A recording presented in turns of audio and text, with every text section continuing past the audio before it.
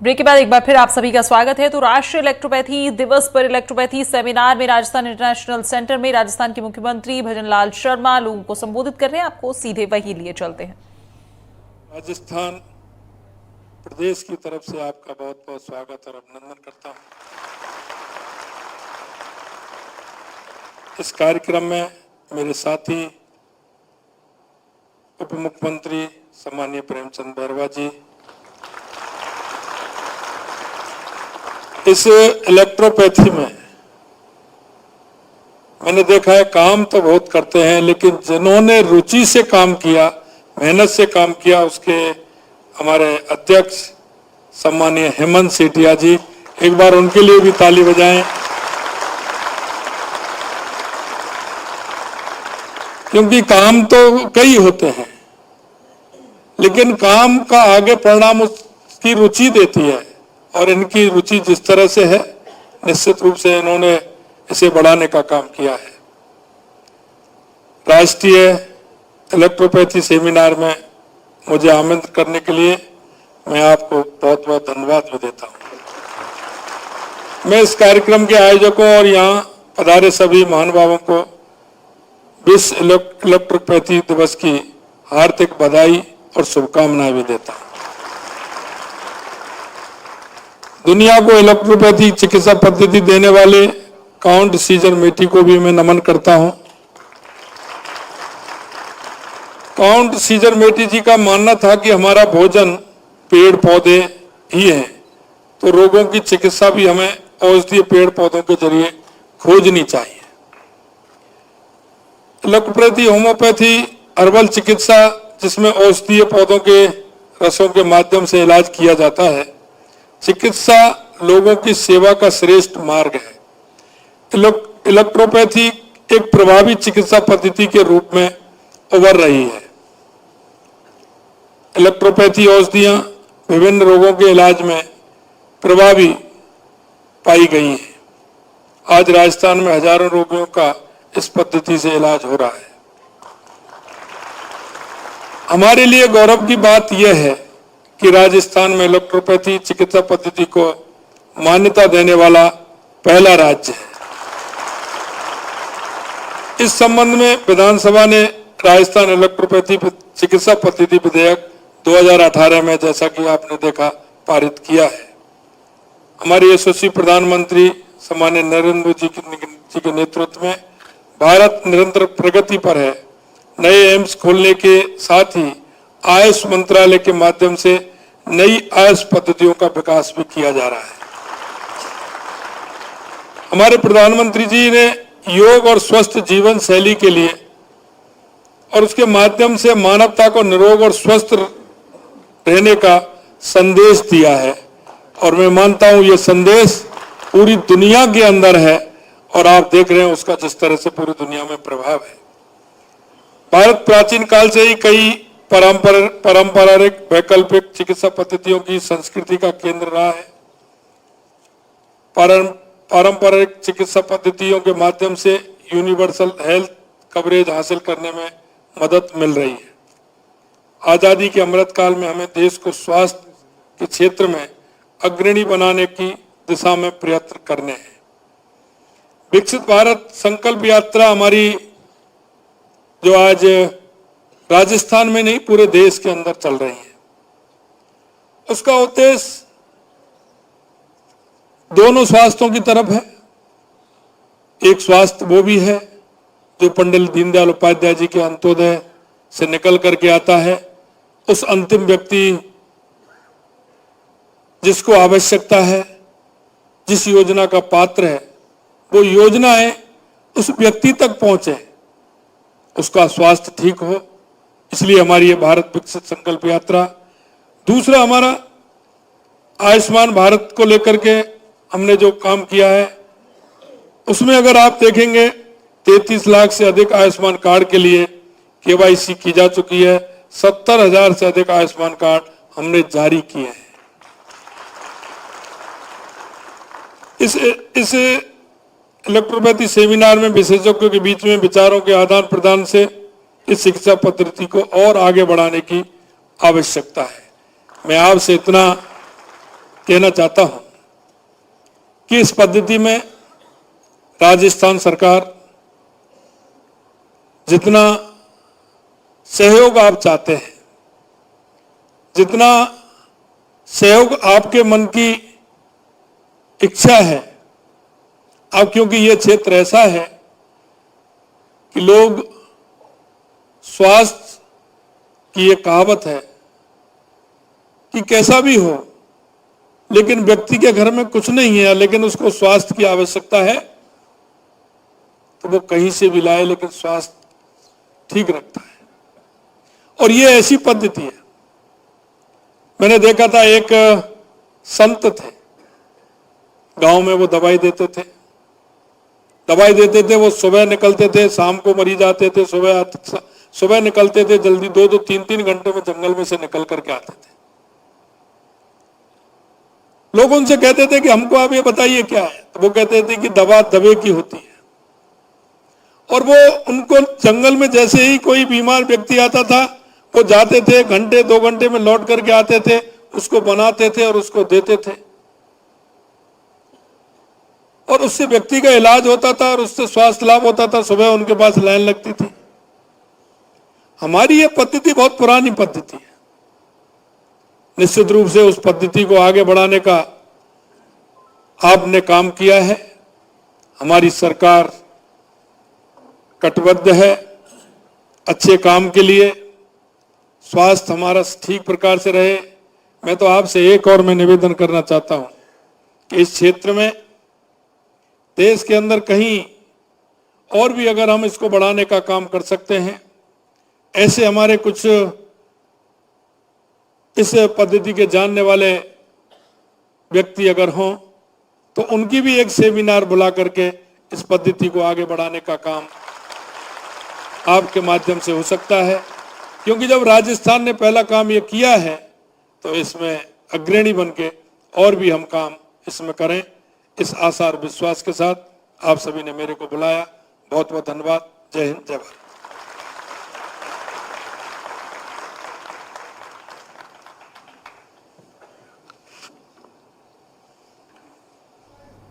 सादर धन्यवाद। आज के शुभ अवसर पर इस सभा में उपस्थित सभी स्नेही स्वजनों, चिकित्सकों, विशेषज्ञों एवं इलेक्ट्रोपैथी समर्थकों का सौभाग्य है कि परम आदरणीय मुख्य अतिथि माननीय उपराष्ट्रपति महोदय आज हमारे बीच उपस्थित हैं। आपसे अनुरोध है कि अपने आशीर्वचनों से सभा को कृतार्थ करें।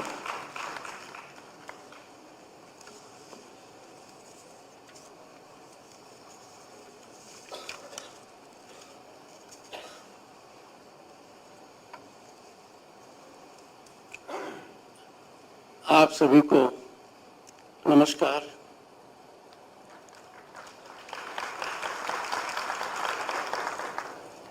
राजस्थान राज्य के लोकप्रिय मुख्यमंत्री श्री भजन लाल शर्मा जी, सामान्य तौर पर लोकप्रियता का संकेत कुछ समय के बाद दिया जाता है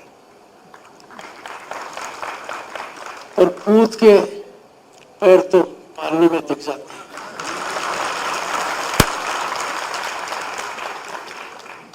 क्या सकारात्मक प्रभाव पड़ा है, कितना लोगों को अच्छा है, ये देखने से ही लगता है कि राजस्थान के बहुत अच्छे दिन आ गए हैं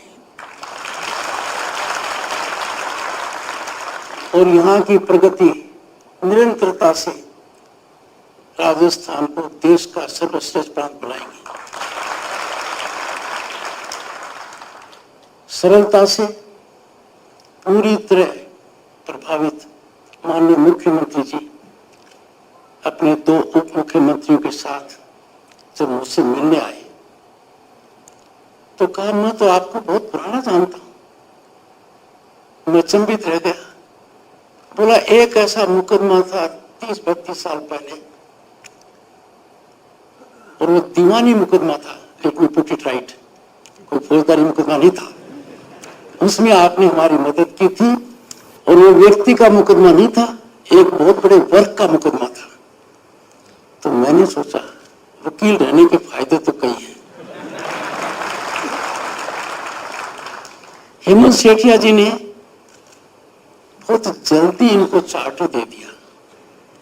मैं आग्रह करूंगा सेठिया जी, थोड़ा तो समय दो, ठीक है ना। पर सुखद विषय यह है कि माननीय मुख्यमंत्री जी ने इनकी नवज इलेक्ट्रोपैथी के माध्यम से पहचान ली और घोषणा कर दी।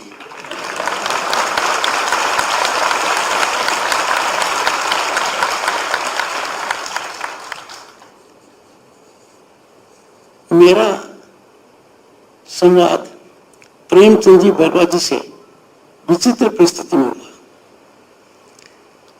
23 अप्रैल 2023 को धन्ना जाट भगत की जयंती पर मुझे कैथल में मुख्यमंत्री हरियाणा ने बुलाया।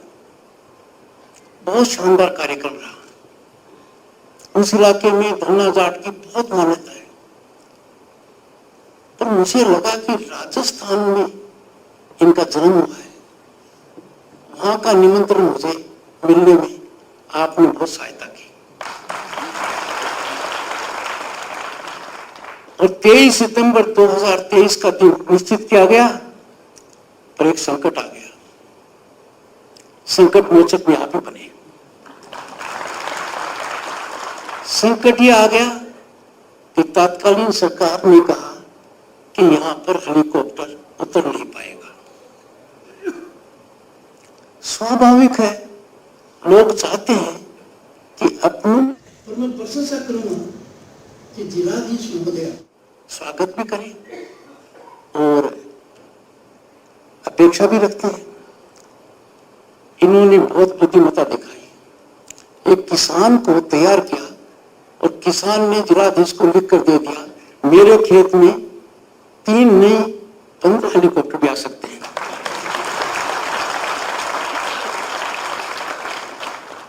पर मैं प्रशंसा करूंगा कि जिलाधीश महोदय बहुत ही सकारात्मक लिया। गैर IAS ऑफिसर, मैंने उनको कॉम्प्लीमेंट भी किया और मेरा हेलीकॉप्टर उतरा वहां। पर बैरवा जी कहां रुकने वाले थे? बोले एक काम करो, जिस किसान का खेत है उसके परिवार को और हमारे प्रधान जी को उपराष्ट्रपति निवास बुलाओ। मैंने वादा निभाया। हेमंत सेठिया जी, मैं आभारी हूं कि उन्होंने वो बात नहीं कही जो मैं कहने जा रहा हूं। प्रताप भानु शेखावत यहां पर है, आधी रात तक भी मुझे जगाते रहे दिल्ली जाकर कि ये एक्ट कैसे बने, सरकार पर कितना असर डाला जाए। सरकार से लगाव तो इनका था, पर इनको अवरोधक महसूस हो रहे थे। हमने बहुत काम किया, सशर्त तरीके से कीजिए।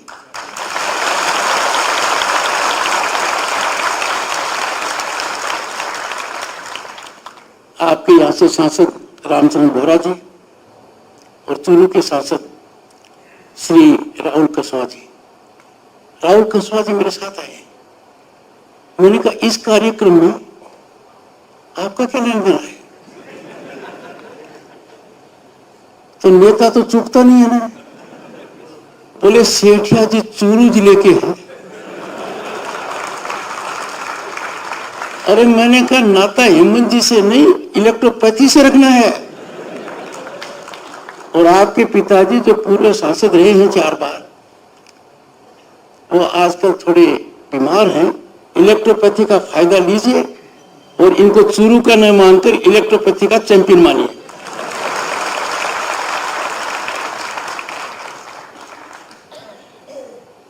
श्री गोपाल शर्मा जी विधायक, इनसे नाता मेरा 1989 से। इन्होंने मेरा लोकसभा चुनाव कवर किया था। मैं कह सकता हूं किसी नेता के लिए बहुत काम के नहीं है, क्योंकि पत्रकारिता बहुत निष्पक्षता से की है इन्होंने, और मैं इसका वो तो मेरे चुनाव का संचालन देखभाल राजस्थान की भूमि से उपराष्ट्रपति बने भरूच सिंह शेखावत जी कर रहे थे, वरना इनकी 2-4 रिपोर्ट आज भी मेरे को खलती है। पर एक मौका आ गया जब इन्होंने महानगर टाइम्स की शुरुआत की, और जिनका मैं बहुत आदर करता हूं, पीएस शर्मा जी, उनको इन्होंने बुलाया और मैं भी आया। शर्मा जी ने कहा, गोपाल शर्मा जी क्यों इतनी बड़ी रिस्क ले रहे हो? मैंने जितने अखबारों का आज तक शुरुआत की है वो एक भी नहीं चला। पीएस शर्मा जी को इन्होंने गलत साबित कर दिया। श्री कालीचरण जी विधायक साहब को मैंने कहा, नाता बहुत पुराना है, विश्वविद्यालय के अध्यक्ष थे, वकील की आवश्यकता पड़ती है, मैंने वकालत का लाभ दिया है। यहाँ पर बहुत महानुभाव हैं जिनको मैं जानता हूँ, जिनका मैं बहुत आदर करता हूँ, पर प्रकाश चंद्र जी भाई साहब का अखिल भारतीय संयोजक है लघु उद्योग भारती के, आपसे मैं लगातार प्रेरणा लेता रहा। अच्छी बात यह है कि ये थके नहीं है प्रेरणा देने में। राज्यपाल की हैसियत से शायद ही कोई मौका था जब मैंने इनके कार्य क्षेत्र उस भवन पर जाकर दस्तक न दी हो।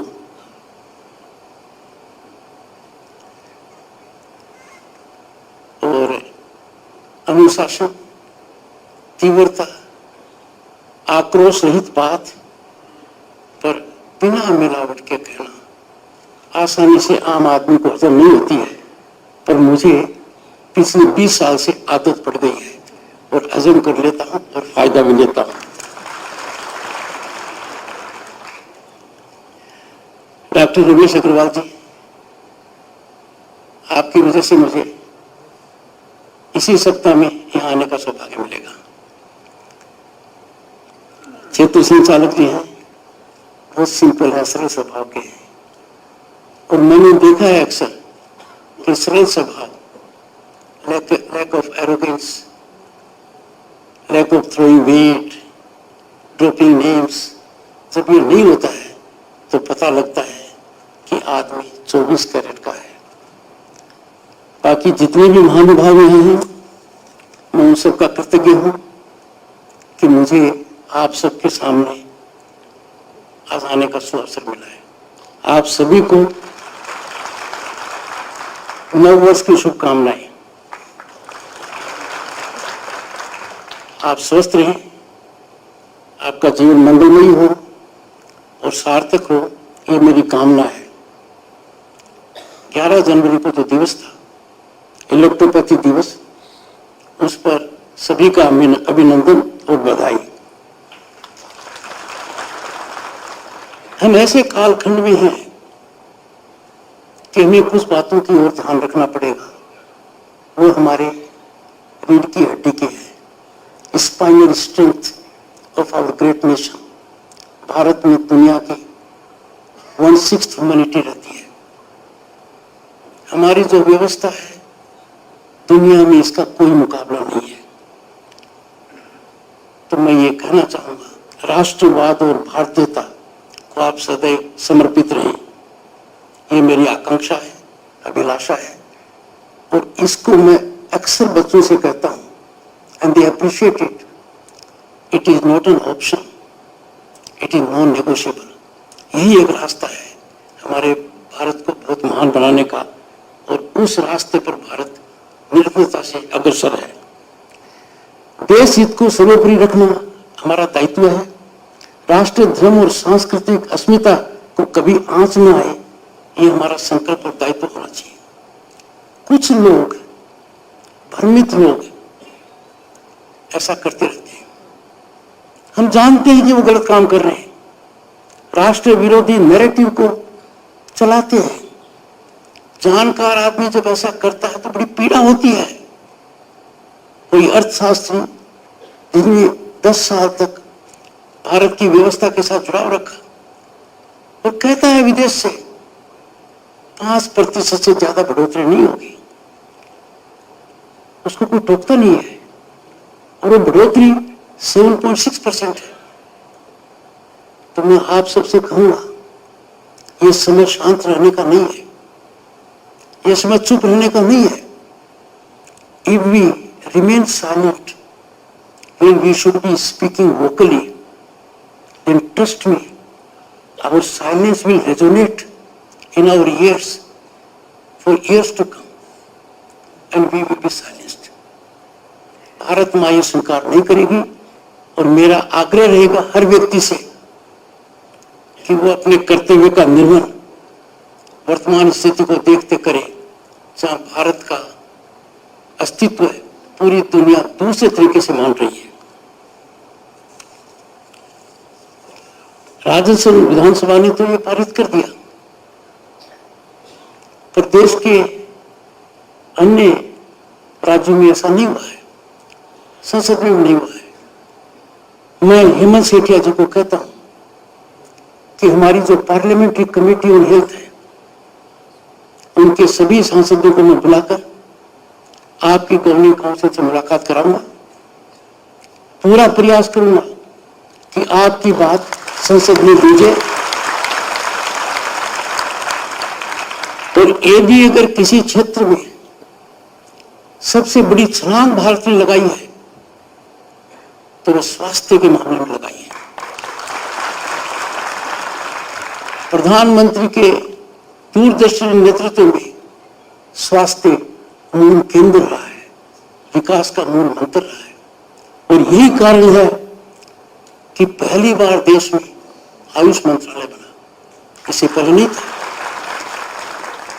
पहली बार दुनिया का सबसे बड़ा कार्यक्रम आयुष्मान भारत, दुनिया में कहीं ऐसा नहीं है। दुनिया के जो सबसे विकसित देश हैं वहां भी अफोर्डेबल मेडिकल केयर नहीं है, यहां पर है। ऐसी परिस्थिति में मेरे मन में कोई शंका नहीं है कि आज के दिन जो ये सेमिनार है और इसका विषय जो आपने रखा है, renal disorders and electropathy approach, ये कॉन्टेम्पोरेनियस रेलेवेंस का भी है। आज के दिन हर आदमी ये सोचता है कि मेरा खान पान अच्छा, पेस्टिसाइड से ग्रसित न हो, मैं स्वस्थ रहूं। तो भारत ने पहल की है इसमें भी, और दुनिया को बहुत बड़ा रास्ता दिखाया है। हमारे अथर्ववेद में क्या कुछ नहीं लिखा है स्वास्थ्य के बारे में। दुनिया के वैज्ञानिक हतप्रभ हैं, और नरेंद्र मोदी जी ने संयुक्त राष्ट्र का उपयोग करके वहां योग के बारे में बताया।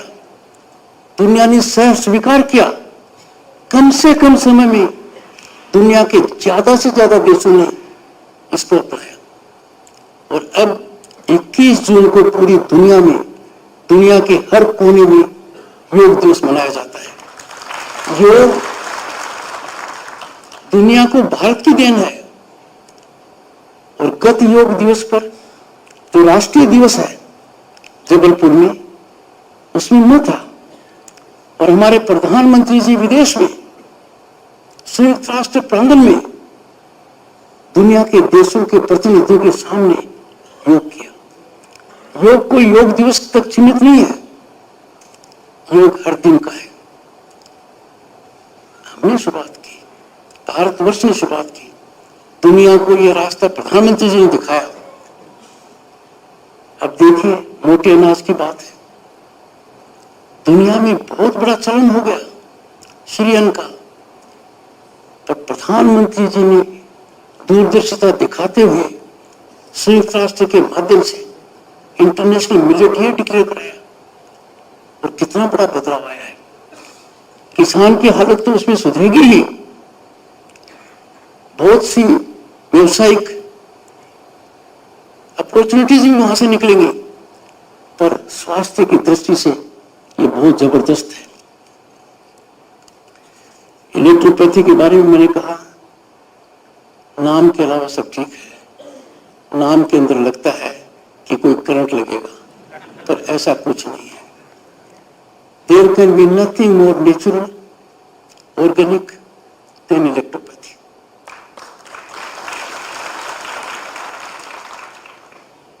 जड़ी बूटियों के बारे में बहुत कुछ कहा गया है, पर भारत सरकार ने संस्थागत तरीके से, संगठित रूप से इसको आगे बढ़ाया है। और नेशनल मेडिसिनल प्लांट बोर्ड का गठन बहुत सार्थक है। अपने यहाँ लालचंद कटारिया जी पूर्व मंत्री बैठे हैं, मैं इनको कृषि से लगाव के लिए बहुत साधुवाद का पात्र मानता हूं। जब मेरी इनसे चर्चा हुई है, मैंने कहा किस मामले में सबसे ज्यादा रुचि है? बोले मेरे यहाँ जो गाय है उनको देखने में सुबह 4 बजे जाता हूं और वो चाहता हूं कि वो दूध सबको सही तरीके से मिलता रहे। आज के दिन मैं यहां से आह्वान करना चाहूंगा किसान बंधुओं को खास तरीके से कि वो अपने बच्चों को नौकरी में भेजने के लिए लालायित है। वो इस ओर ध्यान नहीं दे पा रहे हैं कि सबसे बड़ा व्यवसाय कृषि उत्पाद का है।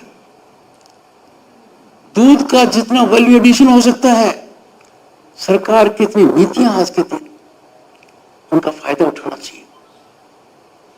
और ये इसलिए कह रहा हूं कि ये सब बातें स्वास्थ्य से जुड़ी हुई है। हमारी लाइफ स्टाइल ऐसी हो गई है कि हम लाइफ स्टाइल की वजह से बीमारी को आमंत्रण दे रहे हैं।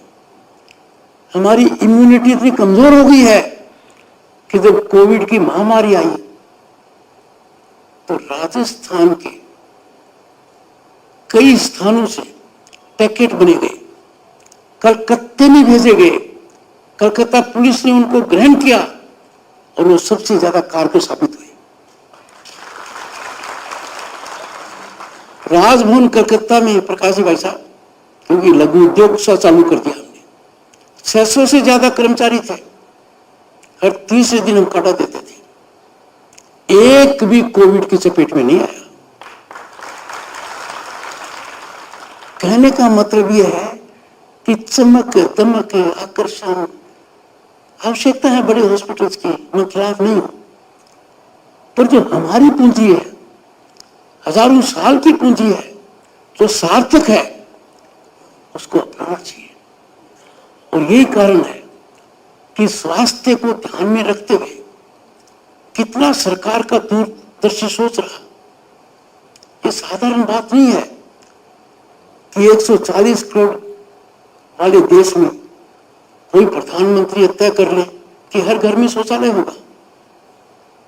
सोचते समय डर लगता है, लोग कहेंगे उपलब्धि कहां हुई है। आज के दिन जमीनी हकीकत है। 10 करोड़ से ज्यादा माताओं बहनों को जो फूंकनी से चूल्हे के अंदर आप और हम सबको भोजन बना कर देती थी, उनका संकट दूर किया, उनको फ्री किया गया। ये छोटा काम नहीं है।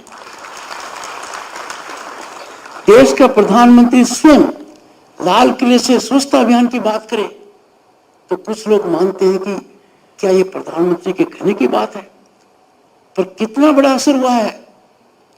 पहले जो भी अपने लोग विदेश में जाते थे, किसी ने भी चलती गाड़ी से केले का छिलका बाहर नहीं फेंका।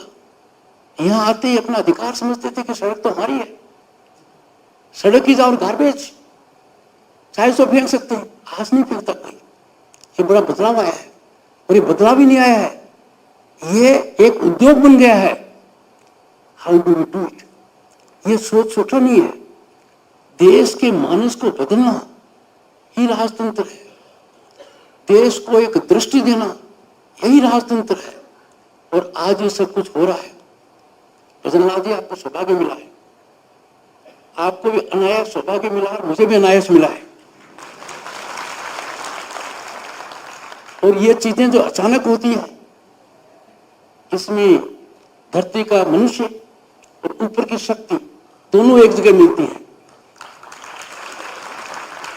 मैंने आज तक कोई छुट्टी नहीं ली और आपको कोई छुट्टी लेने नहीं देगा, ये मैं मानकर चलता हूं। इलेक्ट्रोपैथी की खास बात है, कोई साइड इफेक्ट नहीं होते। पर एक बहुत बड़ी बात है, ये बहुत बड़े अनुशासन की बात मांग करती है। इलेक्ट्रोपैथी बहुत अनुशासित तरीके से लेनी पड़ती है। मैं तो मेरी धर्मपत्नी को धन्यवाद दूंगा कि सेठिया जी समय पर मेडिसिन भेजते थे और वो नियमित रूप से देते थे। कलकत्ते का जो सबसे बड़ा हॉस्पिटल है, one of the best in the country, उनके प्रोफेसर ने कहा कि ये क्या है, ये गायब कहाँ हो गया पत्थर। मैंने कहा मुझे तो ऐसे लग रहा है कि पहले एक्सरे खराब थी, पत्थर होगा ही नहीं। बोला नहीं, वो तो सही है, क्योंकि बंगाल की भूमि में ऐसा संभव भी हो सकता है।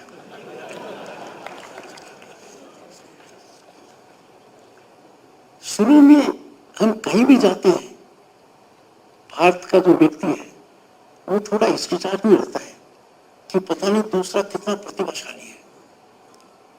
मैं भी पेरिस में इंटरनेशनल कोर्ट ऑफ आर्बिट्रेशन में रहा। भजनलाल जी आप भी बने। We take to system as duck takes to water, बतख की तरह अपने जल्दी ग्रहण कर लेते हैं। और यही कारण है आज के दिन कि दुनिया में कोई ऐसा बड़ा कॉर्पोरेट नहीं है, कोई ऐसी बड़ी संस्था नहीं है जहां भारतीय का योगदान न हो। हम कहां थे और कहां आ गए।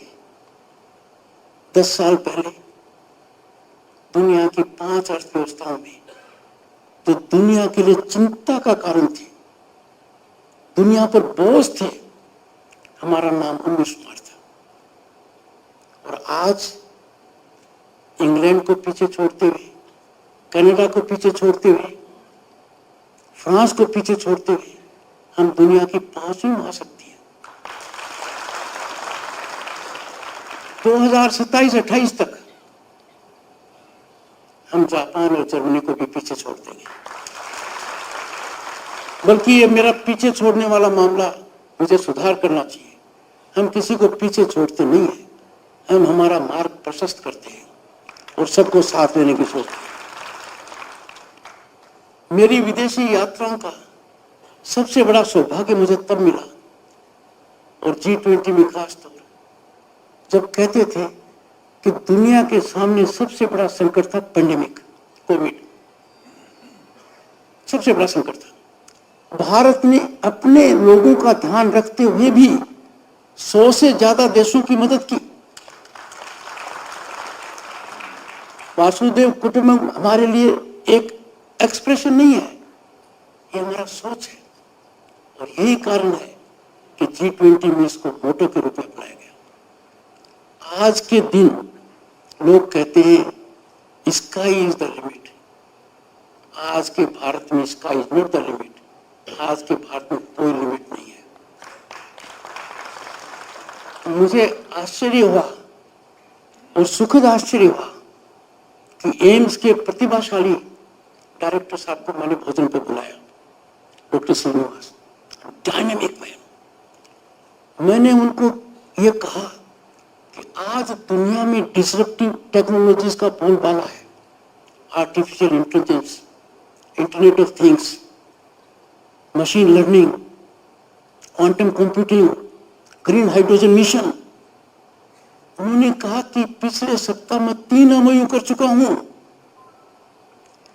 एक IIT से, एक बेंगलोर से। तो उसी समय भोजन के पश्चात मेरी धर्मपत्नी ने मेरे को एक मेडिसिन दी जो इलेक्ट्रोपैथी की तरह ही बनाई जाती है। कुछ तत्व होते हैं, उनको एक साथ कर मिश्रण कर बनाया जाता है, पाउडर बनता है, और उससे डायबिटीज आपकी पूरी कंट्रोल में रहती है। उन्होंने मिसेस धनखड़ को कहा कि ये मेरे को एक पुड़िया बना कर दे दो, हम इसकी जांच कराएंगे, हम इसको आगे बढ़ाएंगे, क्योंकि हमारी मेडिसिन है, दुनिया में तो जाएगी ही। You must engage into research। हमारे पास सब कुछ होते हुए भी हम पता नहीं क्यों नीचे की तरफ देखने लग जाते हैं, कुछ लोगों की वजह से। हमारा शरीर तभी स्वस्थ रहेगा जब शरीर के सब अंग स्वस्थ रहेंगे। दिमाग स्वस्थ नहीं है तो परेशानी है, दिल नहीं है तो परेशानी है, लंग्स के साथ में है, पूरे शरीर का हाल है। समाज का भी यही हाल है। समाज भी तभी स्वस्थ रहेगा तो समाज के सभी अंग एक साथ रहेंगे। हमारी संस्कृति यही कहती है, सब मिलकर काम करो, एकजुटता से काम करो। बड़ी पीड़ा होती है, बड़ा दुख होता है। कहने को तो कहते हैं 36 कौमें ज्यादा हैं, पर मुहावरे से 36 कहा जाता है। मुझे बड़ी पीड़ा होती है, कुछ लोगों का सोच कितना विकृत है, कितना छोटा है, ऐसी बातें करने लग जाते हैं। 35 ग्राम एक, इनको इस भागों में बांट दो, उस भागों में बांट दो। हम सबका परम कर्तव्य है कि समाज में जो लोग जहर घोलते हैं, सबसे पहले तो उनका आचरण अमर्यादित है। दूसरा, उनको ये नहीं पता कि जिसको वो शक्ति मानते हैं वो उनकी सबसे बड़ी कमजोरी है। समाज को जोड़ना हमारा कर्तव्य है। समाज को हम इस तरीके से नहीं बांट सकते। राष्ट्र हित सर्वोपरि हित है, राजनीति के चश्मे से नहीं देखा जा सकता। हाल ही में आपको बताता हूं, मुझे राम मंदिर के संबंध में निमंत्रण मिला, तो मुझे वहां कहना पड़ा सार्वजनिक रूप से कि राम की कल्पना, राम राज्य की कल्पना भारत के संविधान में निहित है।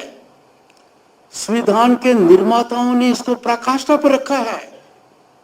संविधान में जो 20 से ज्यादा चित्र हैं, उनमें मौलिक अधिकारों के ऊपर जो चित्र है उसमें राम, लक्ष्मण, सीता है, जो संविधान में है। मुझे बड़ी पीड़ा होती है जब कोई, और मैं किसी की आलोचना नहीं करता, अज्ञानी है वो, इतिहास से अनभिज्ञ है, जो हल्फनामा दे देते हैं कि राम काल्पनिक है। वो वर्तमान में किसी का अनादर नहीं कर रहे, वो हमारे संविधान निर्माताओं का अनादर कर रहे हैं, जिन्होंने बहुत सोच समझकर विवेकपूर्ण तरीके से उन चित्रों को वहां रखा है। आज के दिन हर भारतीय को राष्ट्र हित से थोड़ा भी हट गया तो मुश्किल हो जाएगी, क्योंकि आज के दिन पूरी दुनिया समझ गई है कि भारत का जो अमृत काल है वो भारत का गौरव काल है। अमृत काल में इतनी मजबूत नींव रखी जा चुकी है कि 2047 में जब भारत आजादी के 100 साल मनाएगा, भारत विकसित देश ही नहीं होगा, दुनिया के सर्वोपरि रहेगा। मैंने वो दिन देखा है, 1989 में लोकसभा का सदस्य था, केंद्र में मंत्री था। देखा है हमारा सोना, उस देश का सोना जिसको सोने की चिड़िया कहते थे, उस देश का सोना हवाई जहाज से फिजिकल शेप के अंदर स्विट्जरलैंड के 2 बैंकों के अंदर गिरवी रखना पड़ा। कभी सोचा था? और कारण हमारा फॉरेन एक्सचेंज उस समय 1 बिलियन के आसपास था। आज एक सप्ताह में हमारा फॉरेन एक्सचेंज 6 बिलियन बढ़ जाता है और ये 600 बिलियन से ज्यादा है। माननीय मुख्यमंत्री जी, मैं यहां से 3 बातें कहकर मेरी बात समाप्त करूंगा। पहला, हमारा परम कर्तव्य है कि हम आर्थिक राष्ट्रवाद की सोचें। ये हर एक का है, खास तौर से जो उद्योग में है, व्यापार में है, इंडस्ट्री, ट्रेड एंड बिजनेस, वो ये काम कर सकते हैं।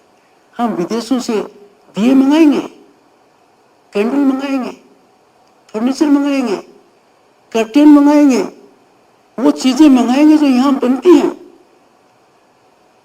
हम थोड़े से पैसे के लालच के लिए देश का और देश के नागरिकों का बहुत अहित कर रहे हैं। जब बाहर से हम वो चीज मंगाते हैं जो यहां उपलब्ध है, तो हम उन लोगों के हाथ से काम छीन रहे हैं जो उस काम में लगे हुए हैं। उन एंटरप्रेन्योर्स को हम निरुत्साहित कर रहे हैं जो इसमें लगे हुए हैं। मेरी विनम्र प्रार्थना है हर नागरिक को, और खास तौर से इंडस्ट्री, ट्रेड और बिजनेस के नेताओं को, लीडरशिप को आगे आना चाहिए। हम देश में वही आयात करें जो हमारे राष्ट्र के लिए अति आवश्यक है। दूसरा, भारत एक ऐसा देश था, अब तो थोड़ी रोक लगी है। हमारे यहां से किसी भी पोर्ट पे चले जाओ, पारादीप पर चले जाओ, आयरन ओर की जहाजें बाहर जा रही है। क्यों? भारत से रॉ मटेरियल बाहर क्यों जाए? भारत में वैल्यू एडिशन क्यों नहीं हो? भारत में वैल्यू एडिशन न होने का मतलब यहां जो लोग काम कर सकते हैं, एंटरप्रेन्योरशिप ब्लॉसम कर सकती है, उसको हम कुंठित कर रहे हैं। और ये सरकार नहीं कर सकती, ये सरकार का काम नहीं है। सरकार विश्व में एक मानदंड के अनुसार से काम करती है, पर ये हमारे रिप्रेजेंटेटिव्स का काम है, हमारे उद्योग व्यापार जगत में जो शीर्ष पर है उनका काम है। पर सबसे ज्यादा काम आप लोगों का है। एक बार ये चालू हो जाएगा, बहुत आगे तक जाएगा। और तीसरी और अंतिम बात, कहते हैं कि मेरे पास पैसा है तो 5 गाड़ियां रखूंगा।